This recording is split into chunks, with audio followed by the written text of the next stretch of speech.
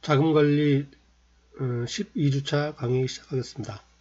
지난주에 그 자금관리 이제 본 내용은 다 끝났고, 그리고 이제 경영분석 부분 강의를 조금 이제 들어갔었죠. 그래서 재무제표하고 재무제표와 관련된 내용들 조금 살펴봤습니다. 그래서 재무제표를 중심으로 재무제표 만드는 것 위주고요. 그리고 이거는 이제 경영자들이 재무제표를 이용해서 의사결정하는 거, 원가 계산하는 거. 그리고 세무에게는 재무제표를 이용해서 세금계산, 부가가치세나 소득세나 법인세 계산하는 분야 이렇게 했고요. 그리고 재무제표가 그 기업의 재무상태나 경영성과를 적절히 나타내고 있는가를 확인하는 것, 검증해 주는 것, 회계감사라고 했습니다. 그리고 이제 구체적으로 재무제표를 이용하여 의사결정을 할 때 재무제표 가지고 기업의 그 안전성, 유동성이나 안전성, 그 다음에 이제 수익성 등등 파악하는 분야를 경영분석이라고 말씀을 드렸었죠. 그래서 이제 이 5가지가 크게 이제 회계의 분야가 되겠습니다. 그리고 재무제표 종류가 이제 이렇게 있는데, 주로 이제 재무상태표하고 손익계산서를 이용해서 의사결정이나 각종 분석이 이루어진다고 말씀을 드렸습니다. 그리고 요건 이제 재무상태표 양식이죠. 구체적인 재무상태표 형태가 되겠고요. 그 다음에 그 세부 이제 구성을 보면은 이렇게 자산, 부채, 자본으로 이루어져 있고, 그리고 기간에 따라서 1년 내 현금화되는 여부에 따라서 유동자산, 비유동자산, 그리고 1년 내에 갚아야 되는가, 재무상태표 작성일 기준이죠. 1년 내에 갚는가 해서 이제 유동부채, 비유동부채, 그리고 성격에 따라서 자본이 이렇게 나눠진다고 말씀을 드렸습니다. 그리고 요건 이제 손익계산서가 되겠고요. 그리고 손익계산서 항목을 보면은 이렇게 이제 10가지 항목으로 이루어졌다라고 하는 것. 그리고 좀 성격별로 이렇게 좀 나눠서 보면은 수익, 비용, 이익으로 구성이 되는데 영업활동에 관련된 게 이렇게 되고요. 그래서 매출총액 영업이익이 나오게 되죠. 그리고 이제 영업 외 활동, 정상적으로 발생하지만은 영업하고는 직접 관련이 없는 것. 주로 이제 재무활동을 얘기를 합니다. 이자 수익, 이자 비용 등등 나타나는 것이 이제 이렇게 되겠고요. 그리고 이제 수익금 빼고 나면 당기순이익 이렇게 구성된다고 말씀을 드렸습니다. 그리고 재무상태표를 자금이라는 측면에서 보면 재무관리 주 내용이 되겠습니다. 오른쪽은 자금이 조달이 되고요. 외부로부터 빌려왔는가 아니면은 내가 조달을 했는가. 주식회사인 경우는 이제 주주들이 되겠죠. 그렇게 해서 자금이 조달을 나타내고, 재무상태표 차변은 자산인데 이 조달된 자금을 어떻게 운용하고 있는가를 나타낸다고 말씀을 드렸었죠. 그래서 영업에 활용할 여러 가지 그 투자자산들이나 유형자산들을 사는 게 비유형자산이고, 그리고 재고자산이나 그 외에 이제 그 유동부채를 갚기 위해서 자금으로 보유하고 있는 게 유동자산이고, 그런 말씀을 드렸습니다. 자, 여기까지가 이제 지난 시간 내용이 되겠고요. 이번 시간부터는 재무상태표하고 손익계산서를 이용해서 구체적으로 기업을 평가하는 부분을 살펴보도록 하겠습니다.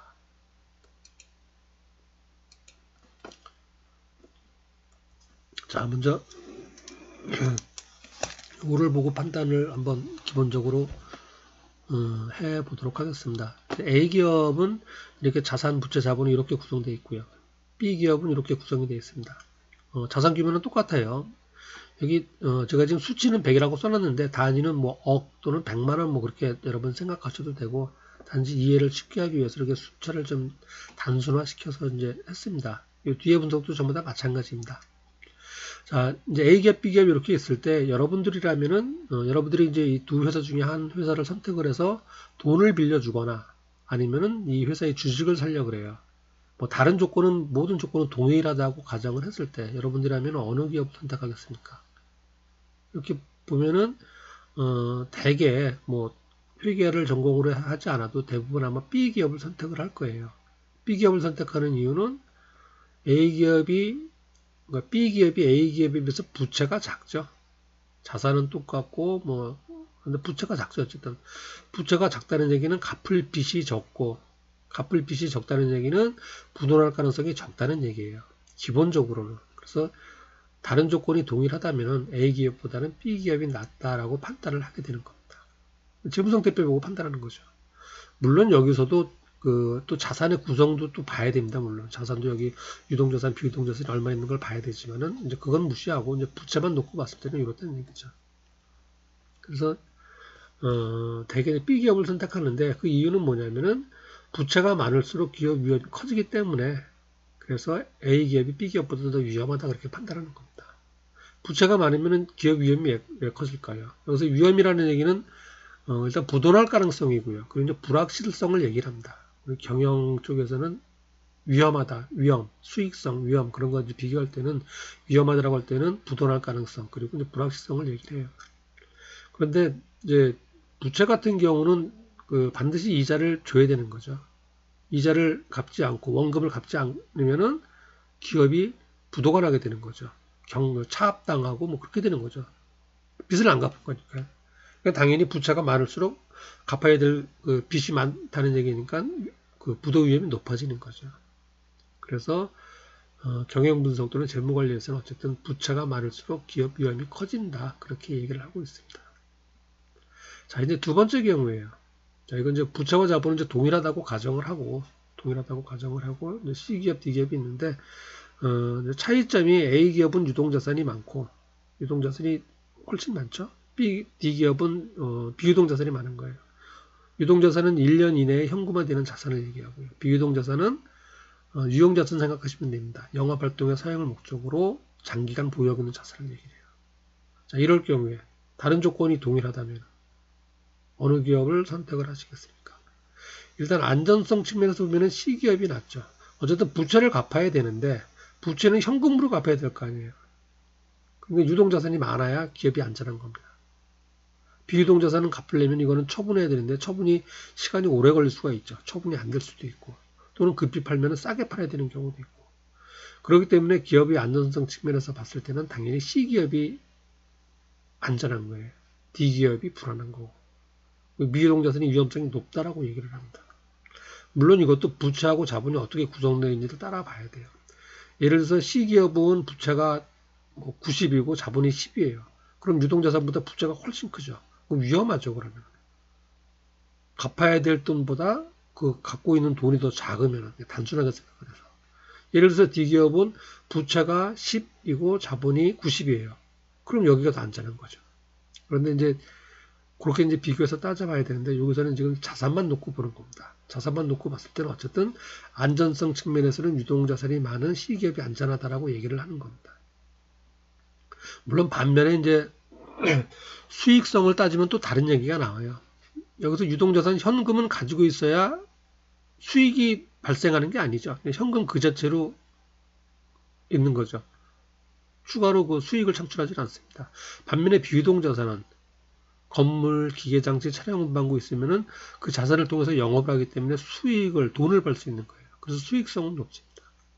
유동자산은 안전성이 높고 비유동자산은 수익성이 높고 거꾸로 유동자산은 그 수익성은 굉장히 낮고 비유동자산은 수익성은 높고 위험이 많고 그렇게 되는 겁니다. 자, 그래서 이것도 어떻게 얘기를 하냐면은 자산이 일단 많을수록 기업 위험은 커진다 그렇게 얘기를 합니다.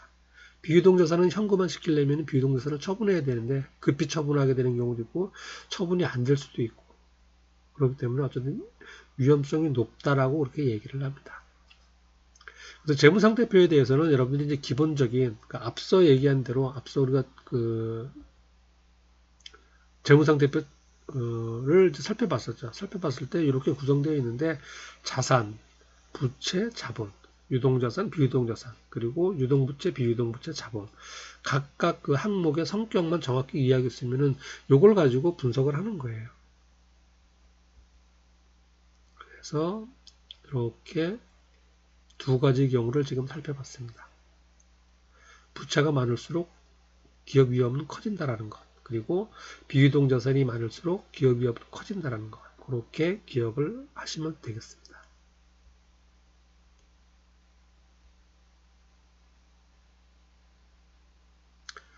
자, 그리고 이제 재무상태표 분석이에요. 이제 경영 분석은 크게 그 재무상태표 분석하고 손익계산서 분석으로 나눠집니다.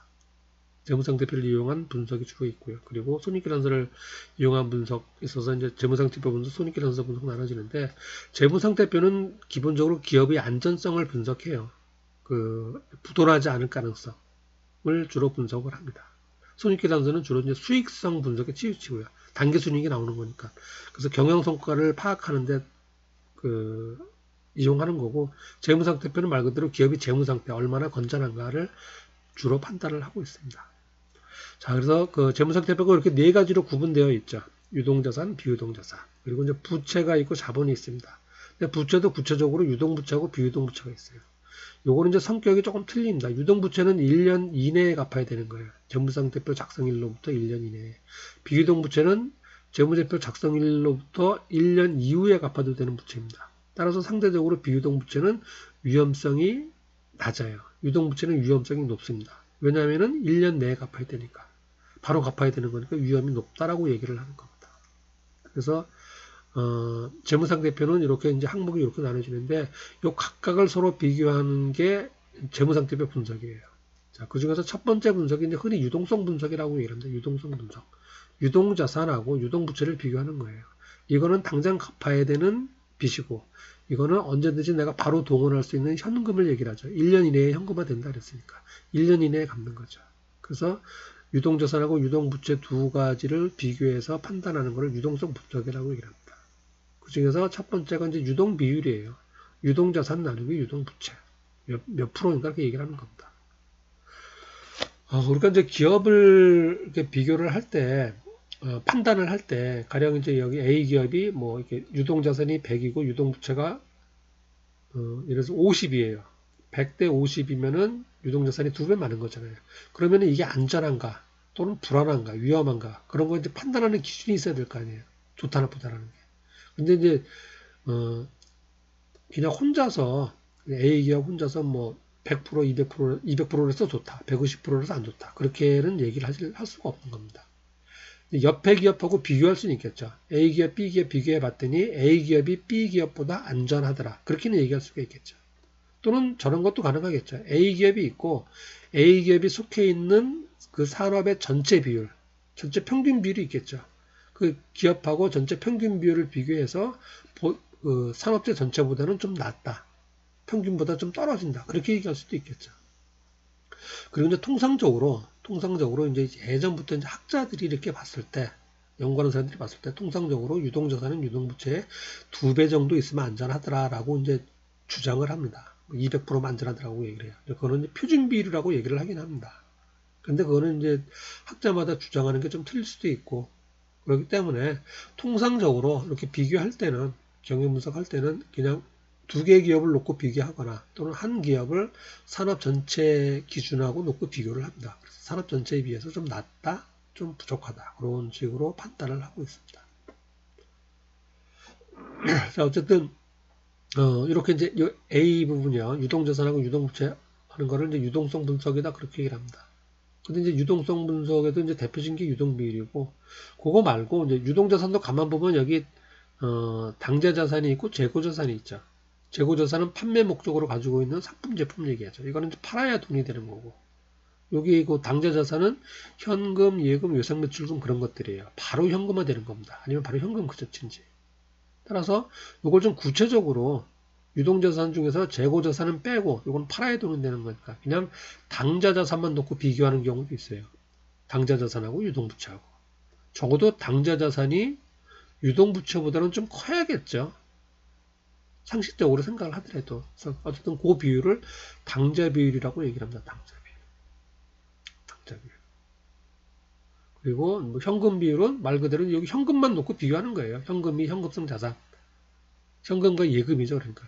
현금 예금만 놓고 유동부채의 몇 퍼센트를 차지하는가. 현금 예금이 유동부채보다 많으면 좋겠죠. 당연히. 안전성 측면에서는. 그거를 현금 비율이라고 합니다. 그런데 현금이 100원이고 부채가 50원이에요. 값보도 남아요. 현금을 너무 많이 가지고 있죠. 현금은 가만히 금고 속에 있어봤자 수익이 늘어나질 않습니다. 현금 그 자체로 묶여져 있어요. 상품은 가격이 오를 가능성도 있겠죠. 물론 떨어질 가능성도 있지만 유형자산은 그걸 가지고 영업을 할 수가 있습니다. 그래서 수익이 많아요. 근데 현금 자체는 수익 창출이 제로입니다. 빚은 갚을 수 있지만 그래서 현금은 많이 갖고 있다고 좋은 게 아니고 적정하게 갖고 있어야 된다는 얘기예요. 적정하게. 자, 그래서 어쨌든 유동성 분석에는 현금 비율이라는 것도 들어가요. 그리고 이제 순운전 자본 그래가지고 유동자산에서 유동부채를 뺀 금액을 순운전 자본이라고 합니다. 유동자산은 유동부채를 뺀 금액.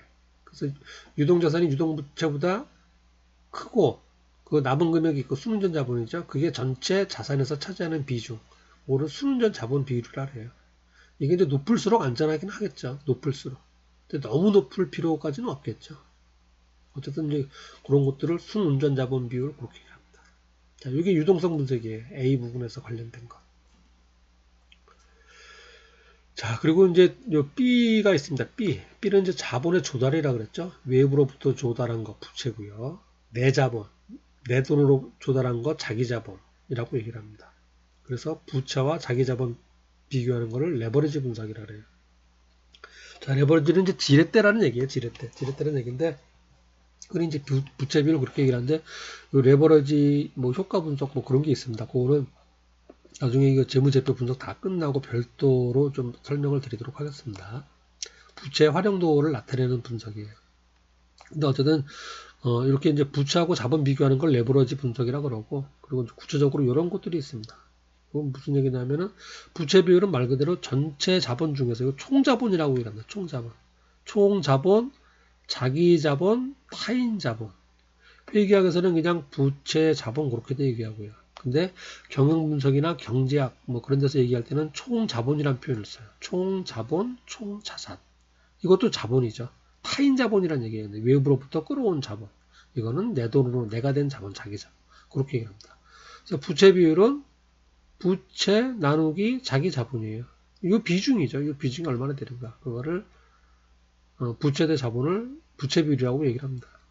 그냥 상식적으로 봤을 때 부채하고 자본은 적어도 1대1이 되면 좋겠죠. 내 돈으로 빚 다 갚을 수 있는 거니까.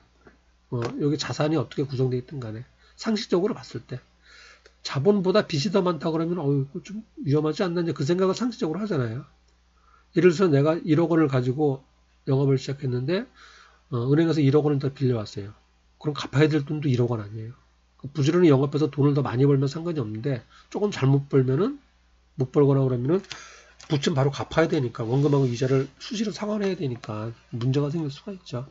그래서 어쨌든 부채 비율은 100% 미만인 경우, 즉 자본보다 좀 적은 거를 우선시합니다. 그게 안전하다고 얘기를 해요. 근데 꼭 그렇지만은 않은데 어쨌든 이제 일반적으로 얘기는 그렇게 합니다. 그런데 저런 건 있어요. 예를 들어서 부채는 이제 이자가 나가잖아요. 내가 1억을 빌려왔는데 이자를 5% 주기로 했어요. 1년에 5%. 그러면은 1000만 원, 500만 원이죠. 1년에 500만 원만 갚으면 이자만 주면 되는 거 아니에요. 근데 내가 1억을 가지고 영업을 해서 1년에 1000만 원을 벌었어요. 그럼 이자 500을 갚고도 500만 원 더 버는 거 아니에요. 그런 경우라면 부채가 있어도 상관이 없겠죠. 적어도 이자 나가는 500만 원 이상만 벌 수만 있다면. 그래서 화랑기에는 경제가 잘 돌아가고 기업이 영업이 잘 되고 그런 상황에서는 사실 부채가 많을수록 좋습니다. 왜냐하면 부채를 많이 끌어들이면 끌어들일수록 그거보다 훨씬 더 많은 돈을 벌겠죠. 이자를 갚고 나서도 훨씬 더 많은 돈을. 그럼 많을수록 규모가 커지는 거죠. 근데 불황기에는 영업이 잘 안 되겠죠. 이자 낼 돈만큼 벌기가 쉽지가 않습니다. 그래서 이자 버는 것만큼, 이자 낼 것만큼만도 못 벌면은, 그러면은 위험해지는 거죠. 부도가 날 가능성이 상당히 높아지는 거죠. 그래서 불황기에는 당연히 부채가 줄여야 되고, 화랑기에는 부채가 많은 게 좋고 그렇습니다. 이런 것들은 이제 어쨌든 레버리지에 준 내용이에요. 어쨌든 부채 비율은 부채 나누기 자본, 그 비율을 부채 비율이라고 얘기합니다. 그리고 이제 같은 맥락인데 자기 자본 비율을 이렇게 있어요. 전체 자본에서 내 자본이 차지하는 비율이에요. 부채 비율하고 역수 관계가 되겠죠. 요거 나누기 요거. 아니면은 이거 나누기 전체. 요거 이제 자기 자본 유지를 보는 거고, 요건 부채와 자기 자본 비율을 비교하는 거고 그렇습니다. 자, 그리고 이제 차입금 의존도예요. 차입금 의존도. 차입금은 이 부채 중에서도 대표적으로 갚아야 되는 대표적인 부채죠. 바로 외부로부터 빌려온 자금을 차입금이라고 그러죠. 단기 차입금, 장기 차입금. 유동 부채 속에는 매입 채무 같은 것들도 있어요. 매입자면은 상품이나 원재료 매입에서 발생한 거니까 그거는 이제 순수한 의미의 어떤 그 재무 활동하고는 차이가 있죠. 그건 영업 활동 쪽으로 넘어가는데 그래서 흔히 이제 부채 같은 거 얘기할 때는 이제 그 매입채무 그런 거는 빼고 얘기를 합니다. 분석을 할 때는. 근데 어쨌든 순수하게 외부로부터 빌려온 돈은 차입금인데 그 차입금이 전체 자본에서 차지하는 비중을 나타내는 것을 차입금 의존도 그렇게 얘기를 해요. 차입금 의존도. 전부 다 이제 약간 같은 의미의 해석이라고 보시면 됩니다. 자, 그 다음에 이제 이자 보상 비율도 있어요. 이자 보상 비율.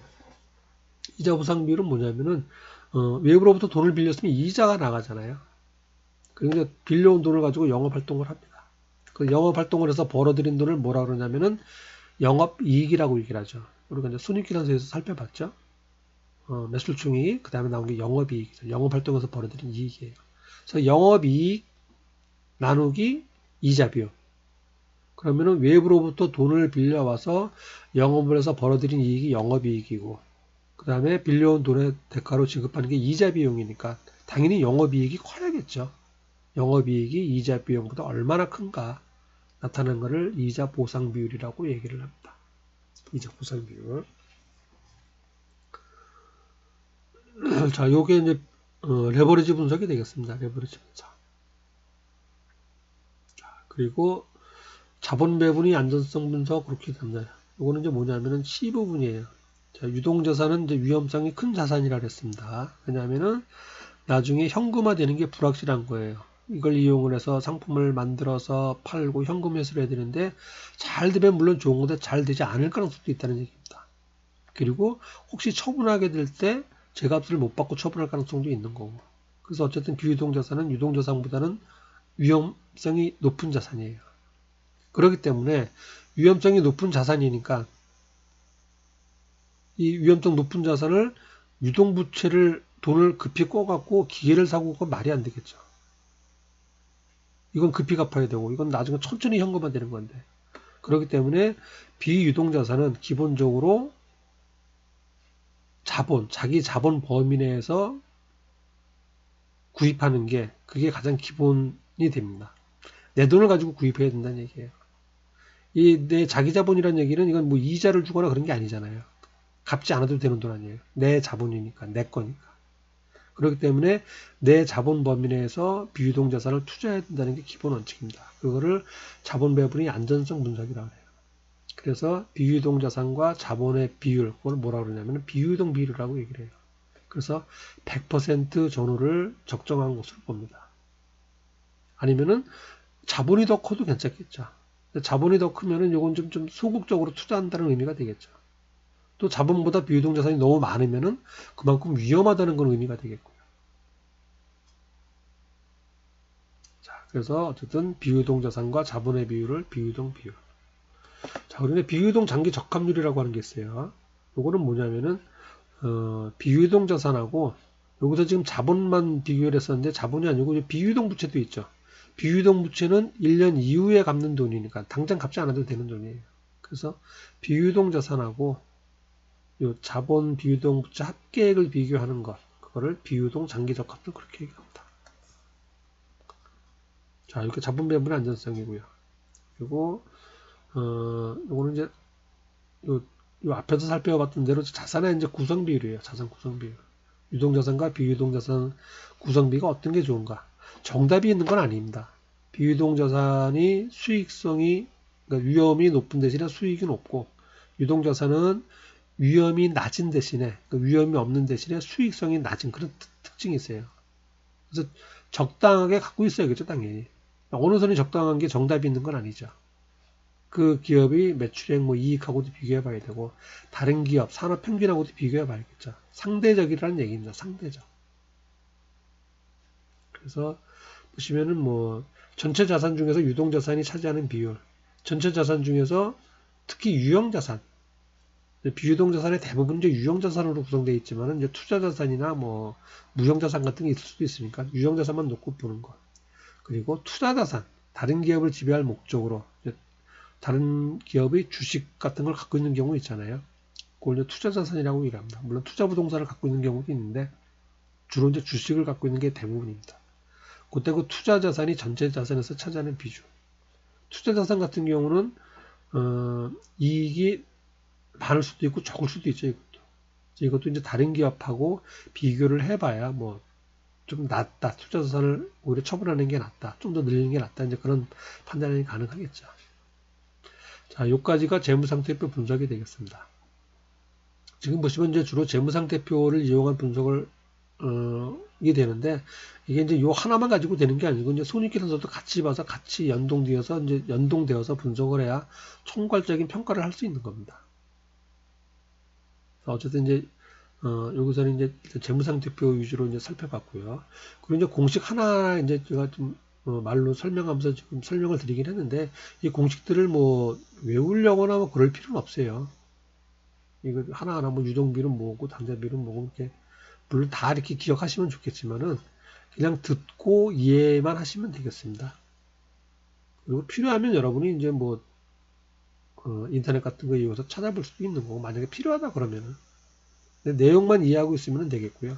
그 특별히 내용도 이 재무상태표 요 구성이 이렇게 되어 있고 각 항목별 유동자산, 비유동자산, 유동부채, 비유동부채, 자본 항목별 성격을 알고 있으면은 유추어서 생각해 볼 수 있겠죠. 1년 내 현금화되는 돈, 1년에 갚아야 되는 돈, 뭐 이런 식으로 하면은 계략적으로 판단에 쓰잖아요. 그렇게 기억을 하시면 되겠습니다. 자, 재무상태표 분석은 이제 이렇게 되어 있고 조금 이제 구체적으로 하나하나씩 한번 이제 좀 뭐 사례를 가지고 한번 해보도록 하겠습니다. 요거는 잠깐 쉬었다가 하도록 하겠습니다.